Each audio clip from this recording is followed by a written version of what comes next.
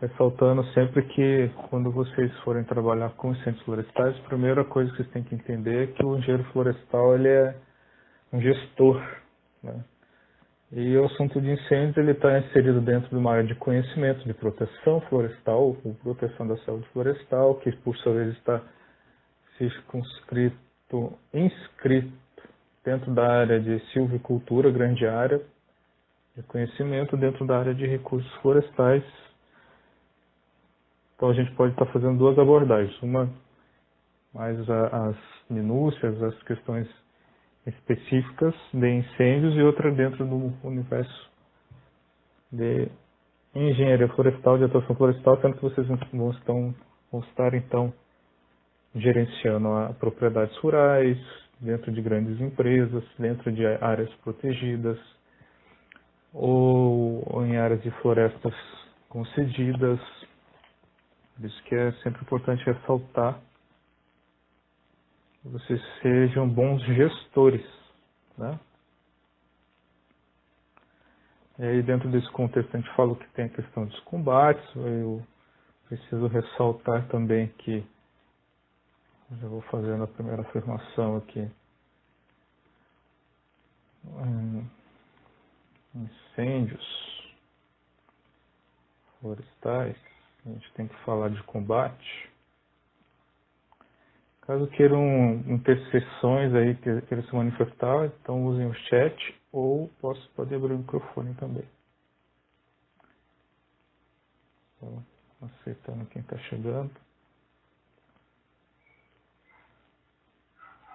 Então, incêndios florestais.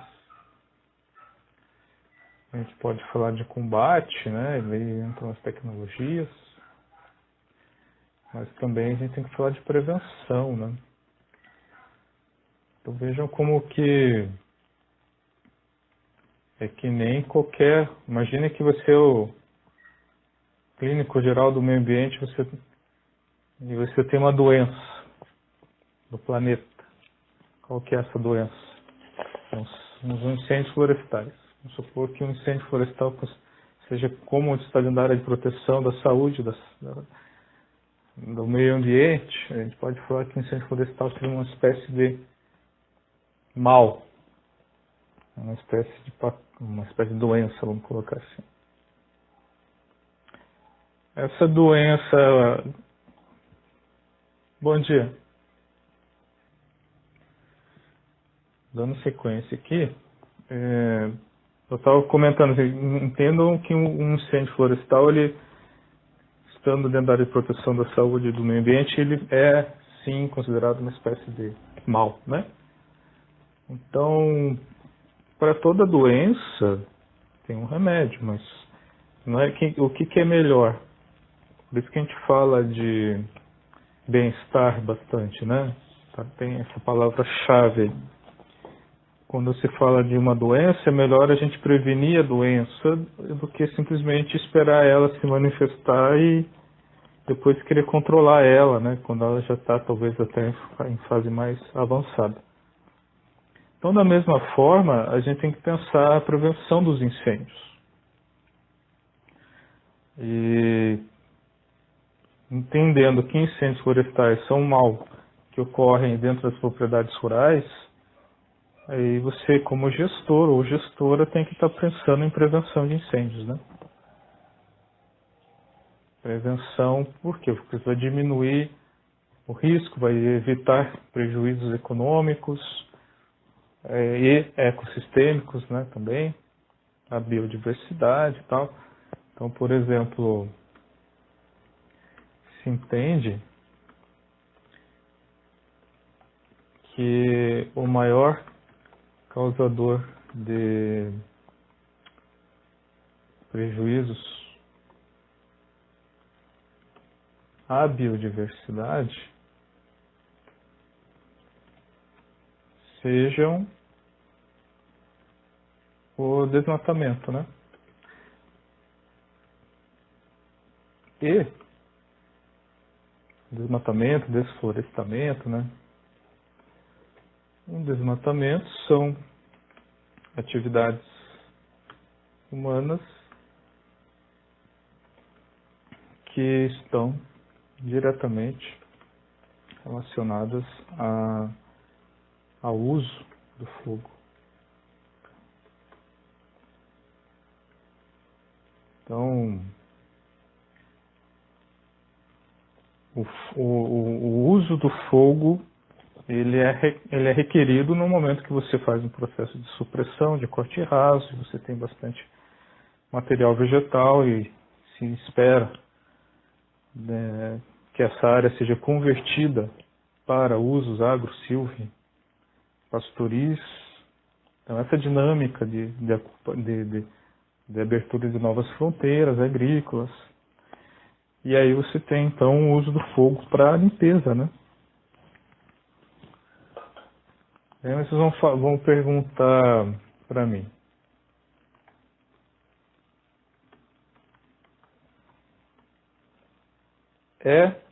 Vamos colocar aqui.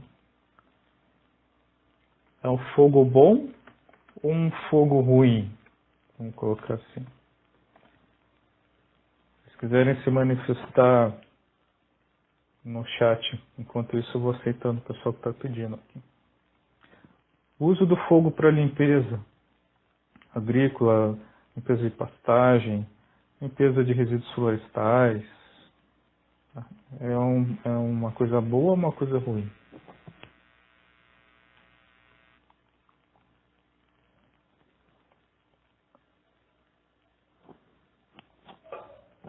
Ninguém quer se manifestar no chat.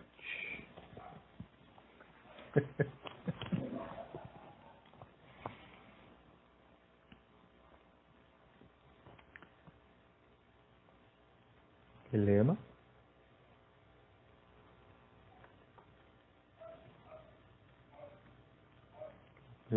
A mesma pergunta ela pode ser formulada. Queimadas são sinônimos de incêndios florestais?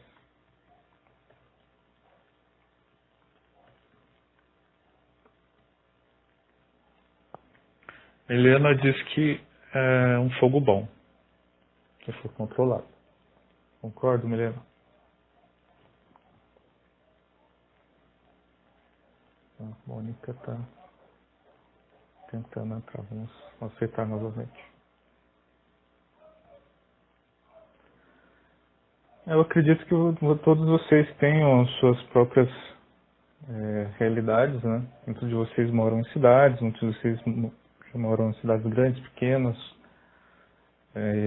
Muitos de vocês podem ser filhos de agricultores, podem ter maior ou menor contato com as atividades agrícolas do campo, né? Você entende então que a queimada ela é uma atividade controlada, né?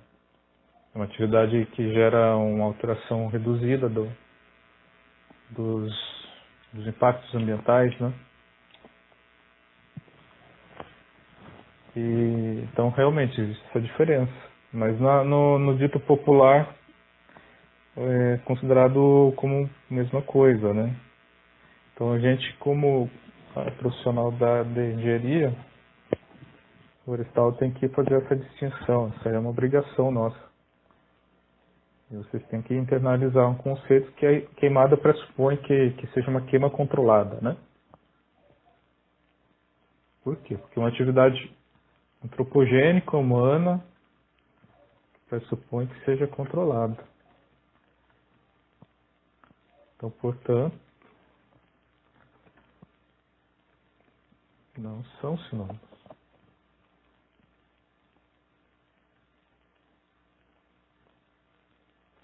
E aí nós temos diversos usos do fogo, né? Diversas finalidades para o uso do fogo em ambientes agro, silvio, pastoris. Então, se o fogo ele é utilizado para limpeza, vamos colocar aqui, principal, limpeza diária.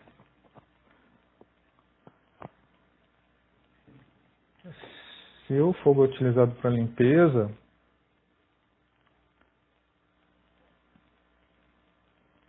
limpeza de resíduos de áreas de desmatamento. Vamos entender que seja um desmatamento legal. Tudo que é legalizado é autorizado, por sua vez, não pode fazer a responsabilidade técnica que a gente fala, né? O engenheiro ele vai assinar responsabilidades técnicas aí, ele tem que passar por órgãos de controle, tem que respeitar uma determinada burocracia. Se você fizer dessa forma, ninguém vai causar problema para você. Entendam como atividade técnica, né? Uma limpeza de pasto, ela limpa o pasto, mas ao mesmo tempo tem a questão da quebra de dormência, né? Pois não. Pois não, Lucas, pode perguntar.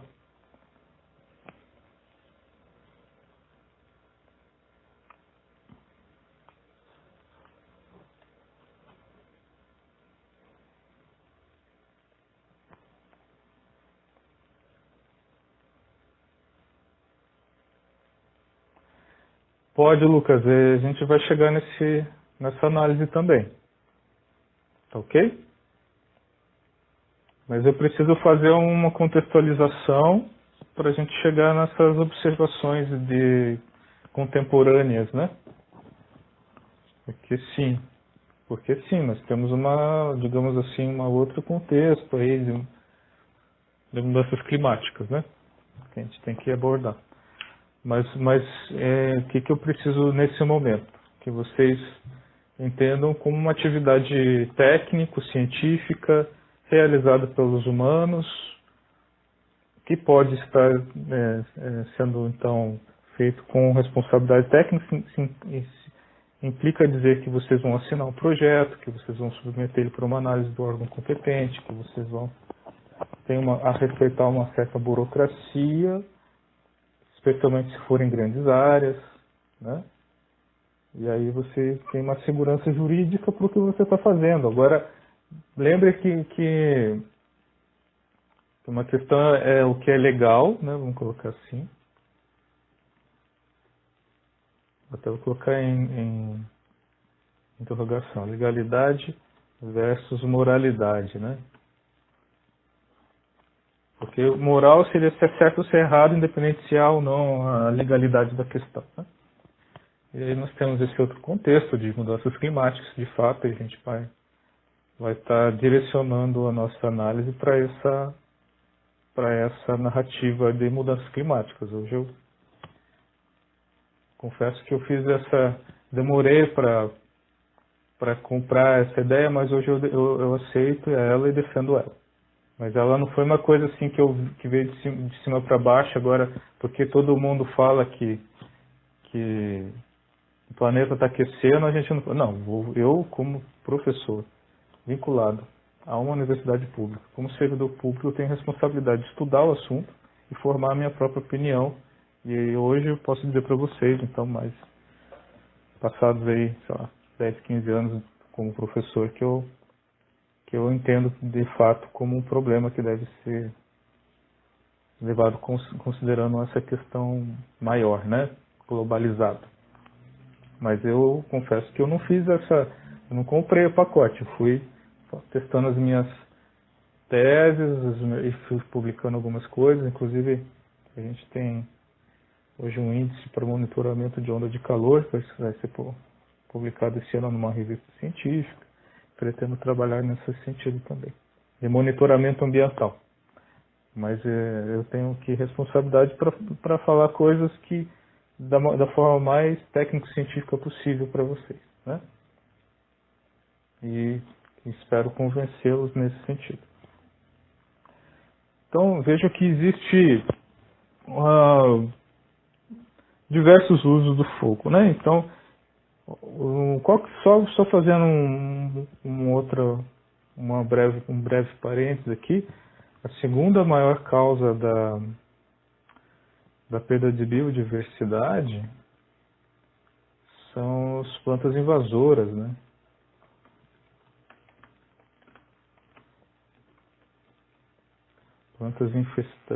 Organismos infestantes, né? Que causam, enfim, desequilíbrios ambientais E aí a gente tem essa área de controle biológico e tal, que eu vejo que está tudo ligado, interligado, né? Então o desmatamento, ele causa um impacto direto, você perdeu a área. Você desculpa usar a palavra, tacou fogo na área, então vai perder tudo que está lá. Então o prejuízo de diversidade é maior. E aí você considerando, por exemplo, Mata Atlântica, bioma especialmente protegido e tal, ah, os danos ainda vão ser maiores, considerando que não tem mais tanta área, né? Considerando outros. E o segundo marcador de biodiversidade seriam as plantas, as pragas, as pestes aí, né?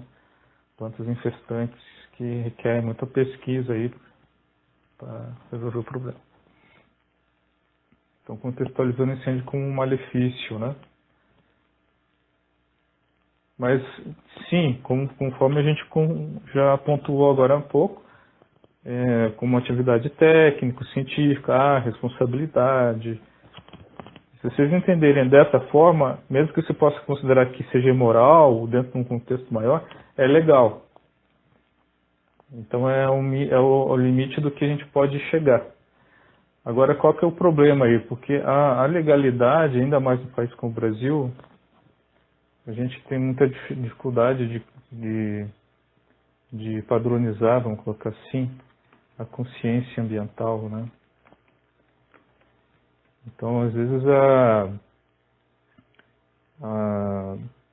muito comum você ver pessoas usando fogos aí para limpeza de áreas agrícolas, mas não nesse processo, dentro desse contexto organizado, orgânico. Então, o pessoal está desmatando áreas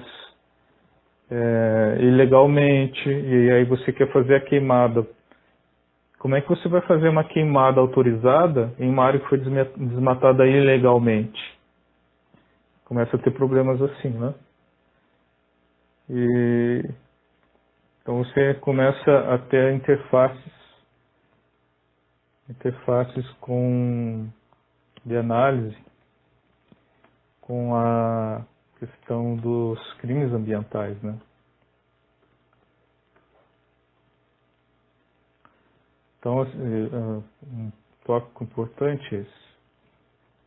Porque que bom seria se a gente tivesse tudo organizado, sociedade padronizada, consciência ambiental, consciência cívica, todo mundo respeitando os direitos e deveres, usufruindo dos seus direitos e respeitando os deveres em relação à sociedade. E aí você tem, então, não teria tanto problema, né? De falar, olha, isso aqui é uma queimada, isso aqui pode, isso aqui não pode. Mas enquanto a nossa sociedade estiver pouco unida, vamos colocar dessa forma, para ficar no mínimo, fica muito fácil você cair nessas interfaces com crimes, né? Desmatamento, que pode ser legalizado, mas daí o cidadão consegue uma autorização e abre mais uma área, porque sabe que a fiscalização talvez não pegue. E ali você vai fazer uma conversão de área, que precisaria queimar a área com autorização ambiental, e aí você já comete uma queimada meio que de qualquer jeito, e aí a queimada vira um incêndio. Né? Mas a floresta amazônica é floresta úmida. Depende da época, mas, enfim, tem tantas questões, não precisa ser só a Amazônia. Poderia estar falando do Cerrado. O Cerrado está perdendo bastante área, né? Poderia estar falando da Caatinga, poderia estar falando da Mata Atlântica. Então a gente tem que, realmente aqui, a cidadania é muito importante, né? Consciência ambiental, consciência do indivíduo, para a gente poder estar dando exemplo. Eu estou fazendo isso porque eu dou exemplo. Silvia comenta. Acontece muito isso no Amazonas, muito desmatamento sem controle, né, Silvia? Então, assim, a gente tem que ter envergadura moral. Eu defendo muito, dou aula de politicalização, querice. Para a gente fazer as coisas, a gente tem que ter, para ser autoridade no assunto, a gente tem que dar exemplo. E, infelizmente, e isso falando em sociedade, como sociedade, né? A sociedade ela tem que se dar exemplo para poder falar, olha, eu estou fazendo isso, não tem problema.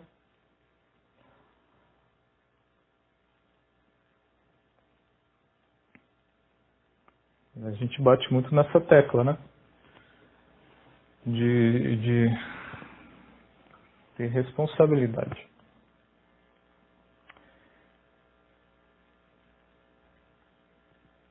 Então, dentro desse contexto, falar de prevenção, você não pode querer ser gestor de uma área rural, em alguma das possibilidades possíveis, e sem fazer prevenção de incêndios, porque prevenção é uma demonstração de responsabilidade, não é isso?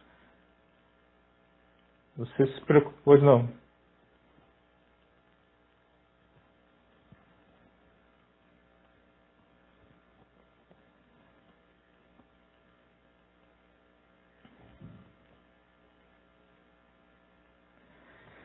Se fugir do controle, porque existe a responsabilidade objetiva de quem assinou o plano de queima controlada, vamos colocar assim, né?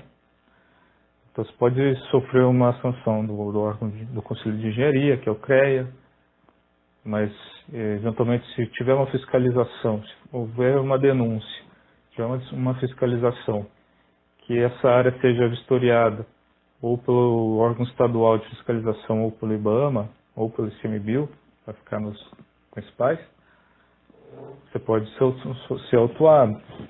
Na verdade, quem vai ser autuado pela fiscalização vai ser o proprietário da área. E aí o proprietário vai falar, não, mas esse plano de controle foi aquele engenheiro lá que assinou. Então ele vai, de certa forma, empurrar a responsabilidade. Mas na maioria das vezes, vamos colocar assim, quem vai responder por isso é o proprietário rural. Se ele for o teu contratante, ele vai te demitir, né? Então veja que a responsabilidade está sempre... Alguém vai responder. A gente fala, entendeu? A autoria, né? Então a autoria da infração. Que nem multa de carro. Você passou no radar com um carro que não era seu a 140 km por hora. E o limite de velocidade era 40 km por hora. Para quem que vai a multa? Vai pro dono do carro, mas ele vai olhar aquela imagem que aquele radar tirou a fotografia e vai mostrar, vai utilizar aquela prova para dizer, olha, tudo bem, mas a responsabilidade desses pontos, dessa multa tem que cair para outro CPF, porque isso tudo está regulamentado dentro da ampla defesa, que a gente fala, né? E para crimes ambientais ou crimes de desmatamento e uso irresponsável do fogo, a mesma coisa. Então, aí a gente sempre volta nessa questão da responsabilidade, né? A responsabilidade objetiva. Então, veja que a gente poderia estar falando dos usos agrícolas, das questões das pastagens. O ano passado teve bastante problema lá no Pantanal, né? Os últimos 2 anos muito incêndio, porque a gente tem uma governança, um governo federal leniente em relação a essa questão. E lembre sempre que o meio ambiente ele é um bem comum, né? Então a gente defender o meio ambiente, a gente não está defendendo por interesse privado, ou está defendendo porque a gente quer o bem da sociedade. Veja como que tem uma camada mais profunda de dizer isso. Aquele que não quer o meio ambiente bem conservado, equilibrado, na verdade está admitindo que não está nem aí para o bem comum, né? E está complicado, realmente complicado. A gente está vivendo uma crise existencial enquanto no presente por causa disso, porque a gente tem um governo que não tem compromisso com o bem comum. Para não dizer mais, fugindo da questão ambiental, a gente tem a questão da saúde, que a gente está vendo isso também, né? Infelizmente, não precisaria ser assim.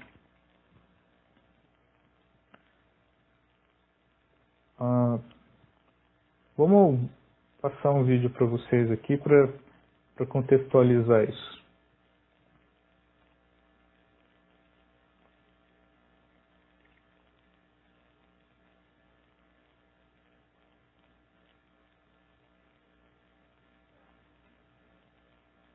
Imagino que vocês estejam, então, vendo a página da aba da internet. Temos o nosso meio de divulgação do material.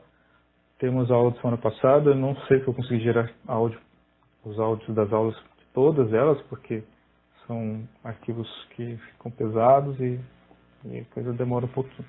Mas a da semana passada está disponível. E aí, se vocês quiserem acompanhar, seguir, né, o canal. Mas eu recomendei para vocês a playlist na área de proteção florestal.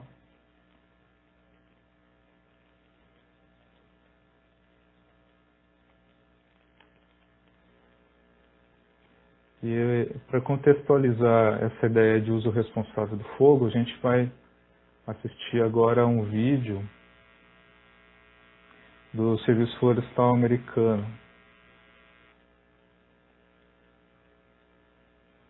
que foi recentemente postado.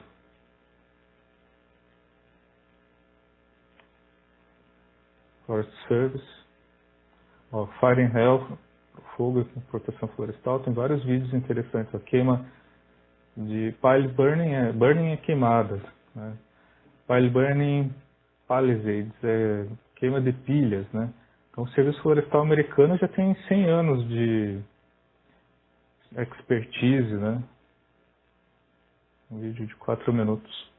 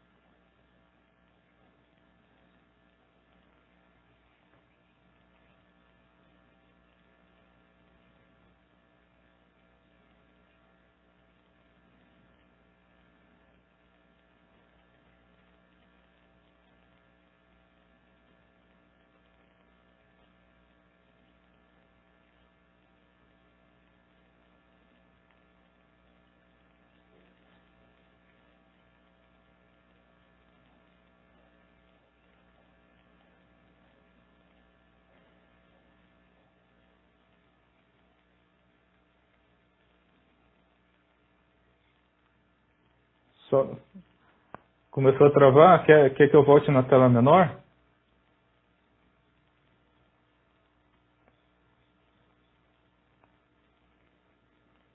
Tá, vamos voltar. Exato, padrão.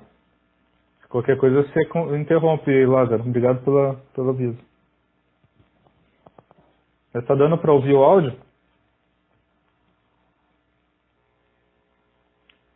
Mas a imagem dá para ver?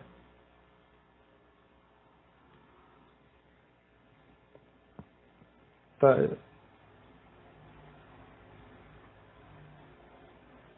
Puxa. Mas ele tava em teatro antes, Lázaro.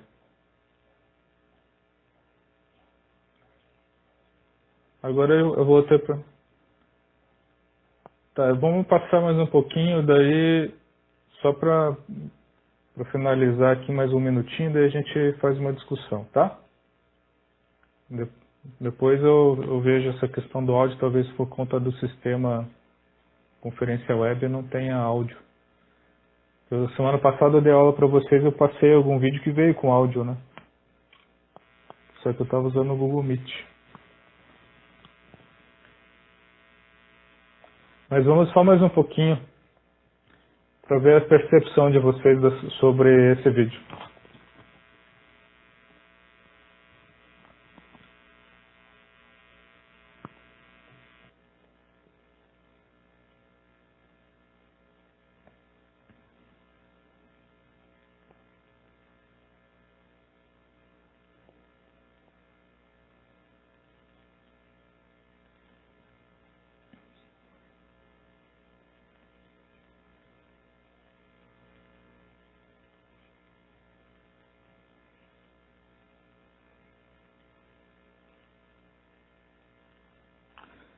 Muito bem, vamos voltar aqui a nossa...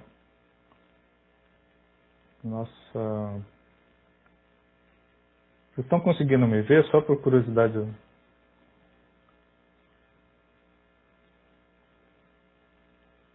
Tá, obrigado. Então, o que eu estou criando para a tela do sistema web e estou vendo o chat aqui para a gente bater papo. Se quiser, pode abrir o microfone também.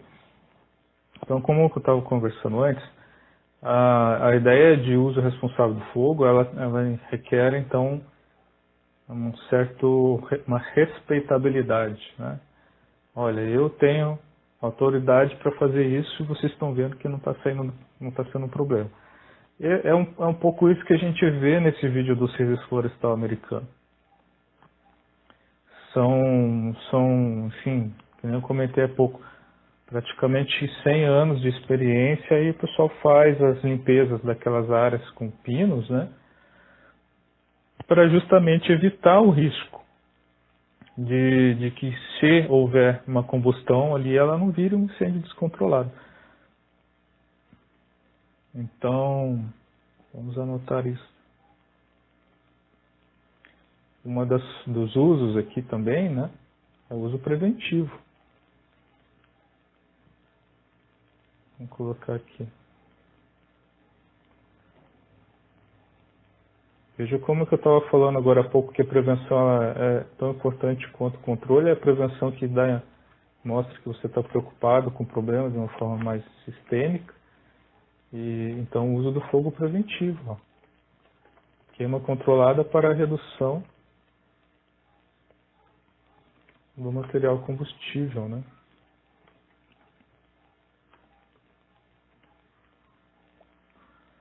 É possível também. Então, agora a minha pergunta aqui é a seguinte. Por que aquela é uma realidade americana? E nós estamos no Brasil. Vejam só, quando as escolas de engenharia vieram para o Brasil na década de 60, elas trouxeram essa visão. Lógico que houve convênios com a Alemanha e tal, mas a interferência, houveram também convênios com outras universidades, e na Alemanha também tem essa mesma visão. Então, vejo que a gente tem, digamos assim, uma faixa de latitude do globo, em que as florestas ali naquela faixa, na latitude por volta dos 23, 24 graus de latitude norte, você tem então as florestas temperadas, as florestas boreais, né? E essa é a realidade, assim, ambiental de uso responsável do fogo, ela está muito presente nessa faixa de latitude. Se você analisar em todo o planeta é assim. E aí você tem vários territórios, vários países que têm essa realidade. E aí as escolas de engenharia importaram essa visão. No momento que as grandes empresas de base florestal foram solidificando a silvicultura com base no pinos, com base no eucalipto, essa visão de uso de queima controlada no manejo florestal também foi sendo incorporada. Só que daí a gente volta nessa uma coisa que é a ética do setor produtivo, digamos assim, outra coisa é a ética ambiental como sociedade. E a gente tem esse dilema, né? Porque a sociedade brasileira, ela precisa ter essa visão. O setor florestal lhe dá exemplo, vamos colocar assim. As grandes empresas florestal, elas dão um exemplo. Ok. Mas aí a gente vai para a realidade da Amazônia, a realidade do Cerrado, a realidade digamos assim, de um setor de produção, de uma cadeia de florestal, uma cadeia produtiva florestal que não está necessariamente ligada à silvicultura de produção de pinos e eucalipto. E aí a gente começa a ter problema. Né? Então, eu acho que essa questão ela é muito importante para vocês perceberem. Agora, eu pergunto para vocês, em termos climáticos, a gente pode fazer uma comparação do clima da 23 graus e meio de latitude norte do planeta para aqui, essa nossa realidade de dois vizinhos? É como se estivesse falando de trópicos, né? Trópico de Capricórnio, trópico de Câncer. Então, eu diria que aquela realidade ela estaria mais próxima do Chile, da Argentina, que está um pouquinho mais para baixo. E aí você vai ver essa realidade com florestas temperadas, vamos colocar assim, no hemisfério sul. E a gente tem o nosso caso das araucárias, né? A araucária é um pinheiro, uma conífera que ela está adaptada a clima frio, altas altitudes, né? Então aqui em Dois Vizinhos, por exemplo, a gente já tem uma realidade de 300, 400 metros de altitude que já começa a ter problema do clima, né? Começa a ter alguma restrição, o calor começa a ter restrição com as florestas. Então o meio ambiente ele interfere na saúde das florestas. E quanto maior a latitude, vou anotar isso, meio ambiente interfere na saúde das florestas, no clima e na saúde das florestas. Assim? Quanto maior a latitude,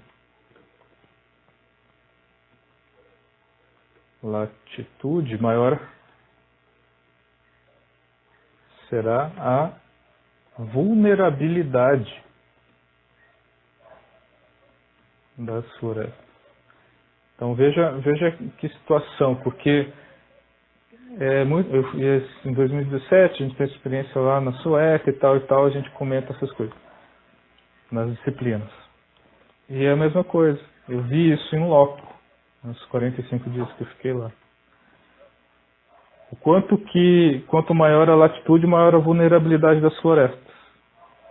E aí nós temos a nossa realidade multicultural, cada região tem uma condição, uma situação, e a sociedade ela não se mostra tão unida, tão coesa.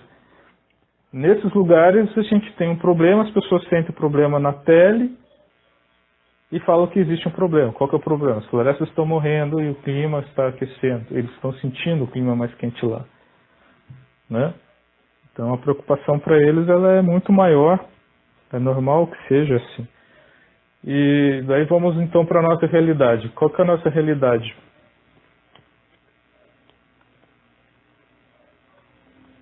Do Brasil. Muitas desigualdades,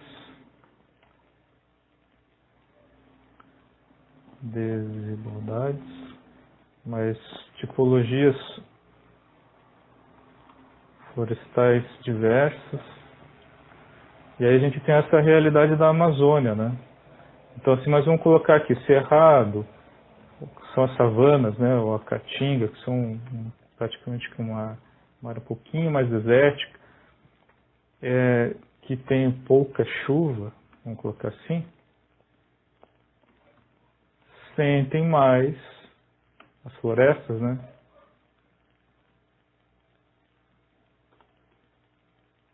Sentem mais o clima, a falta, digamos assim, a falta de água e o clima desfavorável, vamos colocar assim. Mas ao mesmo tempo esses biomas eles desenvolveram aí nos milhares de anos que eles foram evoluindo condições de estar as raízes estarem desenvolvendo, né, para captação de água em profundidades cada vez maiores, então tem toda uma dinâmica ecológica aí. Mas a gente sabe que o cerrado, o fogo no cerrado, ele é um problema, mas ao mesmo tempo, vamos colocar assim, que existe a ecologia do fogo, né, que é uma ciência que descreve quais são os efeitos do fogo como um agente natural naquele ecossistema, né? Mas então o cerrado vai ter a queimada, daí vai ter a regeneração natural, e aí você tem a dinâmica com os animais que se alimentam da regeneração, e aí você tem a ecologia do fogo. Tudo bem, mas esse é um fogo, digamos assim, combustão por raios, né? Então você tem aquele efeito que não é um efeito antropogênico. Percebe? Então, quanto um agente ecológico, o fogo ele tem essa dinâmica do clima, né? vai chover, mas antes de chover vai ter raio, e estava seco antes. E essas diferenças de pressão atmosférica, que a depender da época, né, faz com que exista então o fogo natural. Então eu não estou reclamando disso, eu estou falando da responsabilidade humana sobre a causa, sobre o homem como causador de incêndios em ecossistemas que podem ser mais ou menos adaptados ao fogo, certo? Então a Amazônia, a gente sabe, é uma floresta umbrófila densa, com altos níveis de precipitação, tal, mas a presença humana, quanto menor for o seu controle, quanto menor for o controle da presença humana na região, maior serão as taxas de desmatamento e de uso irresponsável do fogo. Esse é o fato. Esse é o fato. O mesmo vale para o cerrado, vale para todos os outros ecossistemas. Ok? E aí sim nós vamos ter os grandes incêndios, né? E aí sim nós podemos dizer que nessas faixas de latitude de 23 graus, 24 graus, que as florestas são mais vulneráveis e que se sente mais o aquecimento global, como colocando dessa forma, ali sim nós vamos ter mais incêndios florestais por causas globais por conta do aquecimento global. Então vamos compartilhar um outro vídeo para vocês para contextualizar isso.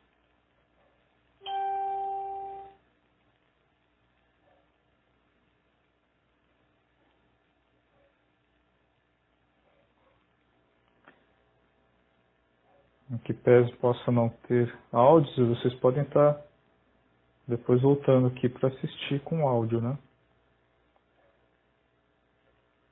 Qual que era que eu queria? Esse foi produzido pela National Geographic.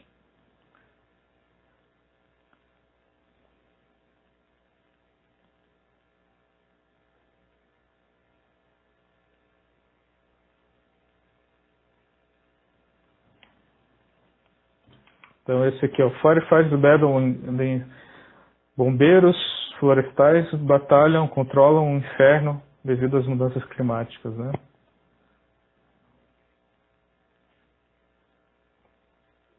Ressaltando que nos Estados Unidos o pessoal mora no interior, né? E quando tem essas ocorrências, o pessoal pode estar colocando em risco a vida humana, né?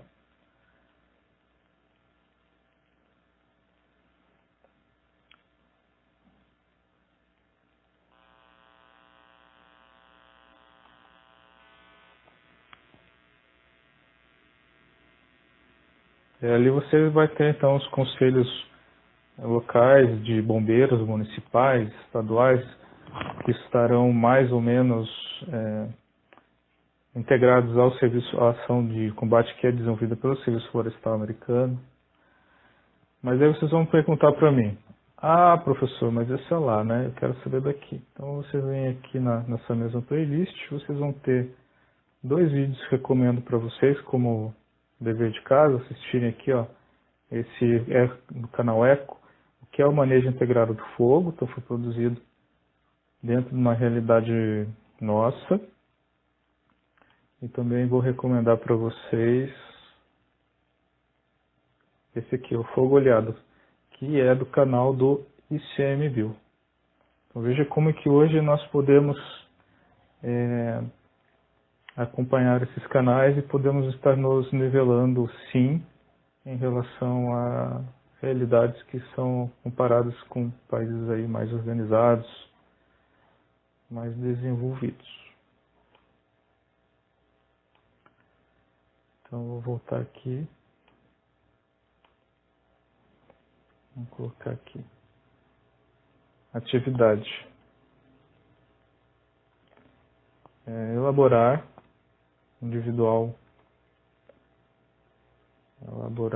individualmente uma resenha sobre vídeos do ICMBio e do canal Eco sobre uso do fogo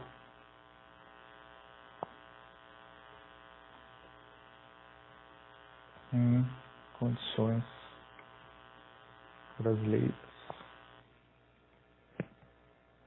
Ok? Então vamos fazer aí uma atividade.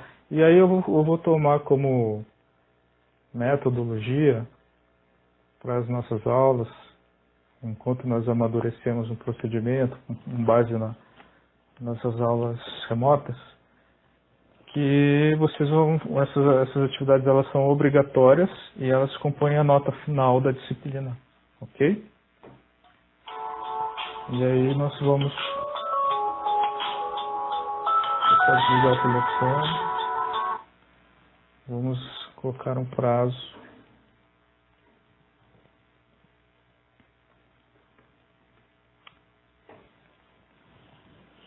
Pode ser para o dia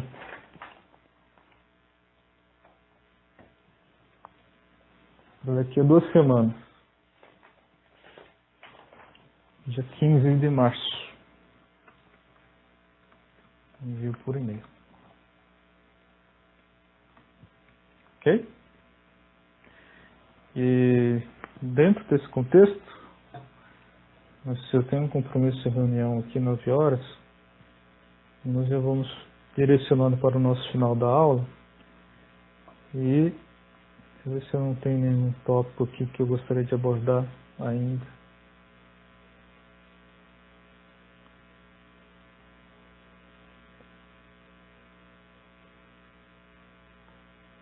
Eu estou satisfeito por hoje. Eu abro para perguntas e fico à disposição aí durante a semana. Vocês têm alguma dúvida em relação ao que a gente propôs aqui agora?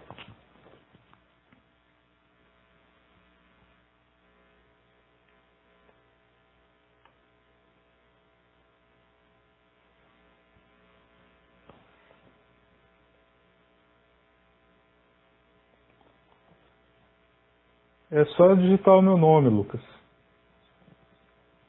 Isso. Mas daí você digita o nome completo que vai aparecer. Obrigado.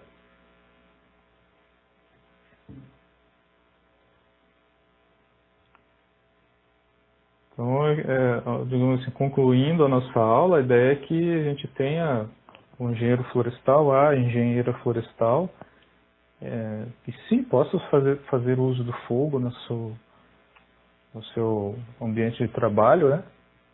Considerando as realidades locais, a infraestrutura, a disponibilidade de recursos e material humano, vamos colocar assim, mas com responsabilidade, né? Senão não tem como, melhor não fazer daí. E a gente chega num consenso técnico, científico. Vou só responder aqui. E eu estou aberto para perguntas, pessoal. Temos mais uns 5 minutinhos aí.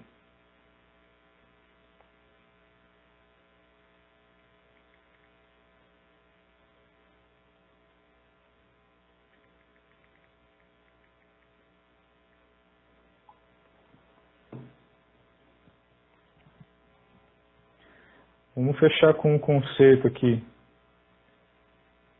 O pessoal chama de triângulo do fogo, né? Vou colocar entre aspas.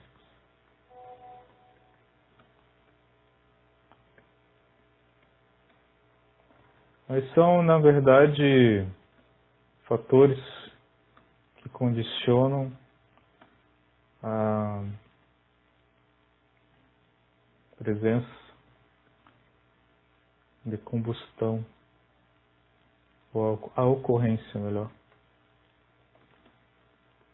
florestal. O pessoal chama de triângulo porque na metafísica, vamos colocar assim, o triângulo equilátero ele simboliza o triângulo equilátero com o seu ápice para cima simboliza o fogo. Isso metafisicamente falando, né? Nem a água já é o triângulo equilátero com o vértice para baixo. Mas a gente disse que é triângulo de fogo a confluência de 3 fatores, né? Que é o oxigênio, material combustível e a fonte inicial de calor, né? Por isso que calor é função digamos assim, do clima, da presença humana, etc., que você pode estar manejando. Material combustível dentro da floresta você pode estar manejando também. Cargas de material combustível, né? Toneladas por hectare. O oxigênio já é complicado, mas a gente poderia estar falando de estudos que falam sobre os ventos em um determinado lugar, e aí você tem que planejar o direcionamento. A prevenção seria planejada em função dos ventos, né? Olha, se tiver nessa área incêndio, é provável que ele se propague em determinado direcionamento. E aí a gente poderia estar falando dessas questões.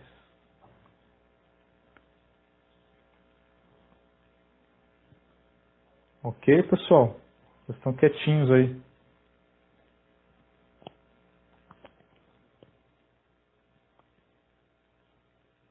E aí, dentro desse contexto, qual que é a atividade? Repetindo.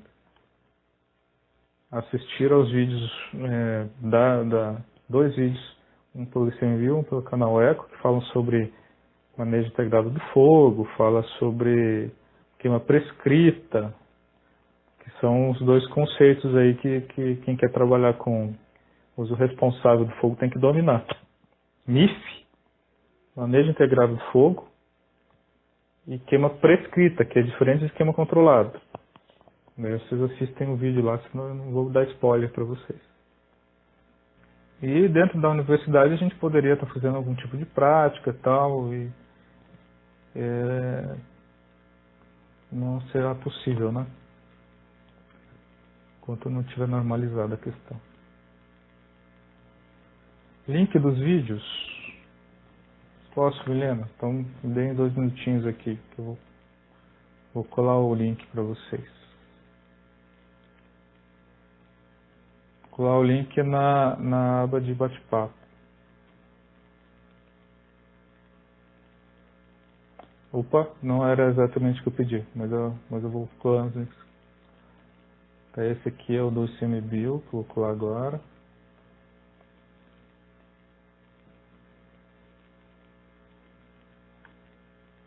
Fala sobre queima prescrita, e aqui fala do manejo integrado do fogo. Estamos aí abertos para mais dúvidas aí, pessoal. Queiram se manifestar.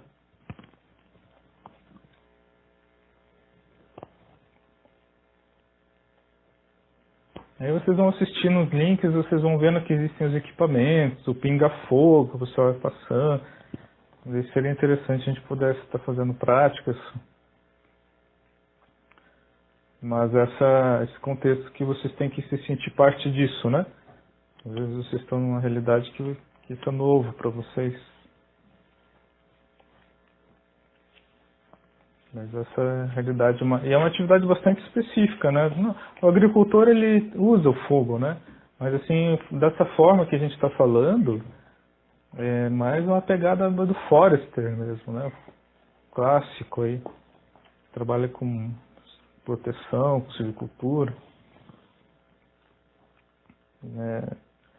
Tem um filme no Netflix que saiu, que agora eu não vou lembrar o nome, mas que conta a história de uma brigadista de bombeiros, né? No interior lá dos Estados Unidos, que eles eram, digamos assim, um destacamento municipal lá de uma cidade, num condado. E aí você tem conflitos de vaidade, porque o cara é do serviço florestal, o cara se acha, e o cara é o bombeiro do condado, mas ele não tem tanto recurso, daí eles ficam competindo por quem produz mais, quem é melhor. Vale a pena vocês acompanharem aqui no Netflix.